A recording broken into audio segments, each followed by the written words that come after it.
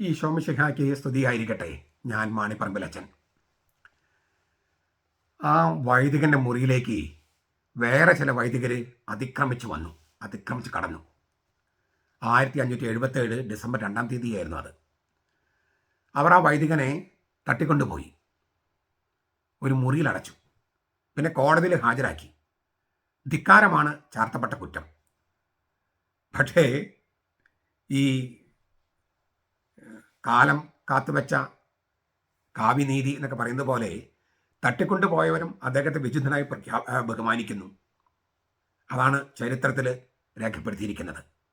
അന്ന് ആ വൈദികരെ തട്ടിക്കൊണ്ടുപോയ കർമ്മലിത്ത സന്യാസ വൈദികനാണ് കുരിശിൻ്റെ യോഹന്നാൻ, കുരിശിൻ്റെ വിശുദ്ധ യോഹന്നാൻ. യോഹന്നാൻ ക്രൂസ് എന്ന് നമ്മൾ മലയാളീകരിക്കാറുണ്ട്, the John of the cross.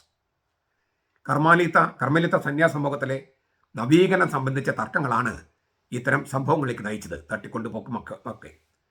ആവിലായൽ വിശുദ്ധ ത്രേസ്യയും യോഹന്നാനും കണിശമായ മൗലിക നിയമം തിരികെ കൊണ്ടുവരണം എന്ന് വാദിച്ചവരും നിലപാടെടുത്തവരുമാണ്. റോമായിലെ പരിചിത സിംഹാസനം പോലും അതിന് അനുകൂലമല്ലായിരുന്നു. ഫിലിപ്പ് 2-ാമൻ രാജാവിൻ്റെ ഇടപെടലും കാര്യങ്ങൾ കൂടുതൽ വഷളാക്കി. യോഹന്നാനും കിട്ടിയത് ജയിൽ ശിക്ഷ. ആശ്രമത്തിനുള്ളിൽ തന്നെയുള്ള ഒരു മുറിയാണ് കാരാഗ്രഹമായി രൂപാന്തരപ്പെടുത്തിയത്. യോഹന്നാന് നിലത്ത് കിടക്കാൻ പറ്റാത്ത വിധത്തിൽ ചെറിയൊരു മുറി, അപ്പവും വെള്ളവും മാത്രം ഭക്ഷണം. ഇടയ്ക്കിടെ ചമ്മട്ടി അടിക്കാനായി മാത്രം യോഹന്നാനെ പുറത്ത് കടത്തി. സമയം ചെലവഴിക്കാൻ യോഹന്നാൻ കവിതകൾ എഴുതി. ഇങ്ങനെ കിടക്കാൻ പറ്റില്ല, നിൽക്കുകയാണ്. ഒന്ന് ഓർത്തു നോക്കിയാൽ കിടക്കാൻ പോലും പറ്റാത്ത ചെറിയ മുറി. വേദപാരംഗരൻ എന്ന് സഭ വിളിക്കുന്ന തരത്തിൽ ആഴമുള്ള കവിതകൾ. വിശുദ്ധരെ തോൽപ്പിക്കാനാവില്ല മക്കളെ എന്ന് പറയില്ലേ, അത് യോഹന്നാൻ്റെ കാര്യത്തിൽ വളരെ ശരിയായി. കർമ്മലിത്ത സന്യാസി, കവി, യോഗി, മിസ്റ്റിക്, 36 വേദപാരംഗന്മാരിൽ ഒരാൾ. ഇതൊക്കെയാണ് ഇന്ന് ഈ യോഹന്നാൻ, കുരിശിൻ്റെ യോഹന്നാൻ. ഈ നമ്മുടെ കേരളത്തിലെ സർവകലാശാലകളിൽ മാസ്റ്റേഴ്സിനൊക്കെ പഠിക്കുമ്പോൾ ഈ പണ്ട് ഇപ്പോഴുണ്ടോ എനിക്ക് അറിഞ്ഞുകൂടാ, ഒരു ചിത്രം അപനിർമ്മാണം എന്ന് പറയുന്ന സാഹിത്യശാഖ പഠിക്കുമ്പോൾ ഡീകൺസ്ട്രക്ഷൻ, ഒരു സാൽവദോ ദാലിയുടെ ഒരു ചിത്രം, യേശു ചിത്രം പഠിക്കാനായിട്ടുണ്ടാകും.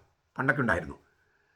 ഈ യേശുവിൻ്റെ ശിരസ് ഇങ്ങനെ നെഞ്ചിൽ വന്ന് നിൽക്കുന്ന തരത്തിലാണ് ഇങ്ങനെ കുനിഞ്ഞ് നിൽക്കുകയാണ്. അപ്പം നമ്മൾ നോക്കുമ്പോൾ ഈ തലയുടെ ഇവിടെ, യേശുവിൻ്റെ തല ഇവിടെയാണ് കാണുക, ഈ നെഞ്ചിലാണ് തല വന്ന് നിൽക്കണേ. അത് ഈ കുരിശിന് മുകളിൽ നോക്കിയാൽ അങ്ങനെ ഇരിക്കും. ഫുൾട്ടൻ ജെഷീൻ്റെ ലൈഫ് ഓഫ് ക്രൈസ്റ്റ് എന്ന് പറഞ്ഞ ആ പുസ്തകത്തിൻ്റെ കവർ പേജൊക്കെ അങ്ങനെ കാണാം. നിങ്ങൾ ചിലപ്പോൾ കണ്ടു കാണും. ഇല്ലെങ്കിൽ നിങ്ങൾ ഗൂഗിളിൽ സാൽവദോ ദാലിയുടെ പെയിൻറ്റിംഗ് എന്ന് പറഞ്ഞാൽ കൊടുത്താൽ ഈ ചിത്രം കിട്ടും. അതിന് സാൽവദോ ദാലി കൊടുക്കുന്ന ഒരു വ്യാഖ്യാനമുണ്ട്. ഈ തല എന്ന് പറയുന്നത്, ക്രിസ്തുവിൻ്റെ തല എന്ന് പറഞ്ഞ പ്രപഞ്ചം, അവൻ പ്രപഞ്ചം മുഴുവൻ അവൻ്റെ ഹൃദയത്തിൽ കൊണ്ടു നടന്നു. അതുകൊണ്ടാണ് തല ഇങ്ങനെ ഹൃദയത്തിൻ്റെ അവിടെ വന്ന് നിൽക്കുന്നത്. ഈ 1951 സാൽവദോ ദാലി ഇത് വരച്ചത്. എന്നാൽ അതിനുള്ള പ്രചോദനം കിട്ടിയത് ഈ വിശുദ്ധനെ, ഈ കുരിശിൻ്റെ വിശുദ്ധ യോഹന്നാനെ വായിച്ചപ്പോഴാണ്. 1574-77 കാലയളവിൽ യോഹന്നാന് പല ദർശനങ്ങളുണ്ടായി. അവയിലൊന്ന് മുകളിൽ നിന്ന് നോക്കുമ്പോഴുള്ള ക്രൂശിതനായ ക്രിസ്തു, ക്രൂസിഫൈഡ് ക്രൈസ്റ്റ് ഫ്രം എബവ്. അദ്ദേഹം അത് വരച്ചു വയ്ക്കുകയും ചെയ്തു. അത് കണ്ടപ്പോഴാണ് ദാലിക്ക് പ്രചോദനം ഉണ്ടായത്. അങ്ങനെയാണ് ദാലി ഈ പ്രപഞ്ചം മുഴുവൻ ഹൃദയത്തിൽ കൊണ്ടു നടന്ന ക്രിസ്തു എന്നുള്ള രീതിയിൽ ആ പടം വരച്ചത്. സ്പെയിനിൽ നിന്നുള്ള കുരിശിൻ്റെ വിശുദ്ധ യോഹന്നാൻ 1542 ജനിച്ചത്. 1591 മരിച്ചു. പ്രൊട്ടസ്റ്റന്റ് പ്രസ്ഥാന വിപ്ലവത്തെ ചെറുത്ത് നിന്നവരിൽ വളരെ മുൻപന്തിയിലാണ്. അപ്പൻ്റെ പേര് ഗൊൺസാലോ. പട്ടുവ്യാപാരിയുടെ കണക്കുപള്ളിയായിരുന്നു ഗൊൺസാലോ. അമ്മ കത്തലീന. അനാഥയായ കത്തലീനയെ വിവാഹം ചെയ്തപ്പോൾ ഈ കണക്കപ്പിള്ളയുടെ മകൻ ഈ ഗൊൺസാലോ വീട്ടിൽ നിന്ന് ഒറ്റപ്പെടുത്തപ്പെട്ടു. യോഹന്നാന് 3 വയസ്സുള്ളപ്പോൾ ഈ അപ്പം മരിച്ചു. 2 വർഷം കഴിഞ്ഞപ്പോൾ യോഹന്നാൻ്റെ ജ്യേഷ്ഠൻ ലൂയിസും മരിച്ചു. പിന്നെ ദാരിദ്ര്യമാണ് ബാക്കി. ദാരിദ്ര്യം മൂലമാണ് ചേട്ടനും മരിച്ചത്. 1563 യോഹന്നാൻ കർമ്മലിത്ത സന്യാസ സമൂഹത്തിൽ പ്രവേശിച്ചു. സലമാങ്കയിലെ സർവകലാശാലയിൽ ദൈവശാസ്ത്രവും തത്വശാസ്ത്രം പഠിച്ചു. 1567 പൗരോഹിത്യം സ്വീകരിച്ചു. മെദീന സ്ഥലത്ത് വെച്ചാണ് ആവിലായയിലെ വിശുദ്ധ ത്രേസ്യയെ കണ്ടുമുട്ടുന്നത്. ജീവിതത്തെ ആകെ മാറ്റിമറിച്ച കൂടിക്കാഴ്ചയായിരുന്നു അത്.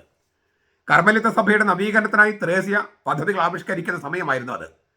1209 ആദ്യ നിയമം വീണ്ടും കൊണ്ടുവരാൻ അവൾ ആഗ്രഹിച്ചു. യൂജിൻ 4-ാമൻ പാപ്പ 1432 അത് വല്ലാതെ മയപ്പെടുത്തിയിരുന്നു. തിരിച്ചുപോക്ക് വേണം എന്ന് തന്നെ ത്രേസ്യ കരുതി. കർത്തൂസൻ സന്യാസംഘത്തിൽ പ്രവേശിക്കാൻ യോഹന്നാന്റെ ആഗ്രഹം മാറ്റിവെക്കാൻ ത്രേസ്യ ആവശ്യപ്പെട്ടു. യോഹന്നാൻ ത്രേസ്യയോടൊപ്പം യാത്ര ചെയ്തു. ത്രേസ്യയുടെ തത്വങ്ങൾ അനുധാവനം ചെയ്യുന്ന പുരുഷന്മാർക്കുള്ള കർമ്മലിത്ത ഭവനം 1568 നവംബർ 28 കുരിശന്റെ യോഹന്നാൻ ആരംഭിച്ചു. അന്ന് തന്നെ കുരിശന്റെ യോഹന്നാൻ എന്ന പേര് സ്വീകരിച്ചു. John of the cross, Yohannan cross.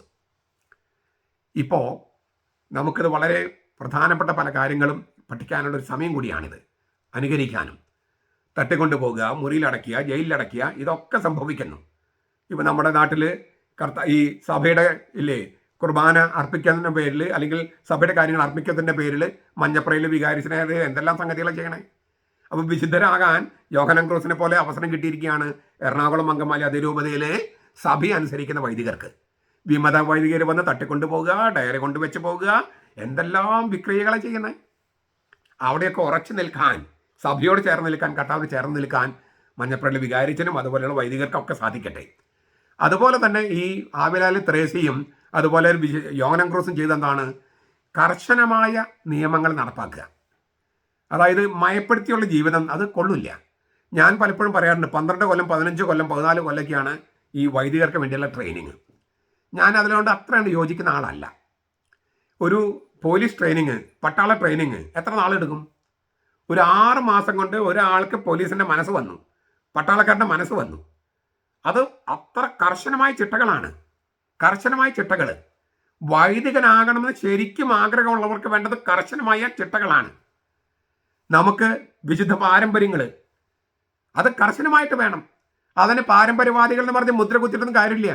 പാരമ്പര്യമാണ് ഇവിടെ ഭാവി, പാരമ്പര്യമാണ് ഭാവി. നമ്മുടെ പാരമ്പര്യമില്ലേ, വിശുദ്ധ പാരമ്പര്യം.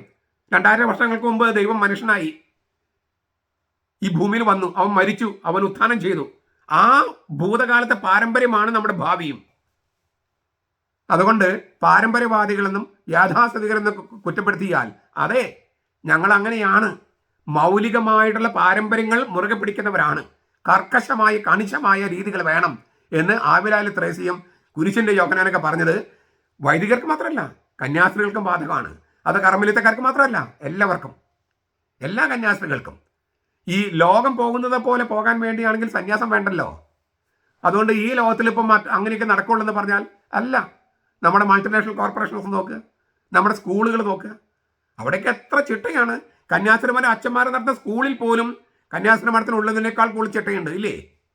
അപ്പോൾ ചിട്ട ഇല്ലാത്ത ജീവിതം അല്ലല്ലോ വേണ്ടത്. കർക്കശമായ കണിശമായത്, സ്നേഹത്തോടു കൂടി പക്ഷേ കണിശമായ സംഗതികൾ വേണം. ഈ വൈദിക അന്തസ്സാണെങ്കിൽ അതിന് പെരുമാറ്റച്ചട്ടം വേണം, സന്യാസമാണെങ്കിലും വേണം, കൃത്യമായ നിയമങ്ങളും കാര്യങ്ങളൊക്കെ വേണം, അത് നടപ്പാക്കുകയും വേണം. നമ്മളെ കൊത്തിപ്പറിക്കാൻ വേണ്ടി മറ്റുള്ളവരൊക്കെ നിൽക്കുന്നുണ്ടാവും, അതൊക്കെ നിന്നോട്ടെ. മനുഷ്യാവകാശ ലംഘനം എന്നൊക്കെ പറഞ്ഞ് നടക്കുന്നുണ്ടാവും. അപ്പോൾ പോലീസ് ട്രെയിനിങ് പറ്റില്ലല്ലോ. മനുഷ്യാവകാശ ലംഘനം എന്ന് പറഞ്ഞാൽ പട്ടാളത്തിന് ട്രെയിനിങ് പറ്റില്ലല്ലോ. അവിടെയൊക്കെ മനുഷ്യാവകാശ ലംഘനം ഉണ്ടെന്ന് ആരോപിക്കാലോ. അത് ആരോപിക്കുന്നവരിങ്ങനെ ആരോപിച്ചുകൊണ്ടിരിക്കും. അവർ കുത്തഴിഞ്ഞ് ജീവിതം നയിക്കാൻ ആഗ്രഹിക്കുന്നവരാണ്. അവർ കുത്തഴിഞ്ഞ് ജീവിതം നയിക്കണമെങ്കിൽ നയിക്കട്ടെ, നമുക്കത് വേണ്ട എന്ന് തീരുമാനിക്കാനുള്ള ഒരു സമയം കൂടിയാണ് ഈ യോഹന്നാൻ ക്രൂസ് എന്ന് വിളിക്കുന്ന കുരിശന്റെ വിശുദ്ധ യോഹന്നാൻ്റെ ഈ തിരുനാൾ ദിനം. ആ വിശുദ്ധൻ്റെ ആഗ്രഹം, അതും ആ വിശുദ്ധൻ്റെ പ്രാർത്ഥന, ആ വിശുദ്ധൻ്റെ മാതൃക ഒക്കെ നമുക്ക് പ്രചോദനമാകട്ടെ. നമ്മുടെ കർത്താവ് ഈശോ മിശിഹായുടെ കൃപയും പിതാവായ ദൈവത്തിൻ്റെ സ്നേഹവും പരിശുദ്ധാത്മാവിൻ്റെ സഹവാസവും നാം എല്ലാവരോടും കൂടി ഉണ്ടായിരിക്കട്ടെ, ഇപ്പോഴും എപ്പോഴും എന്നേക്കും. ആമേൻ.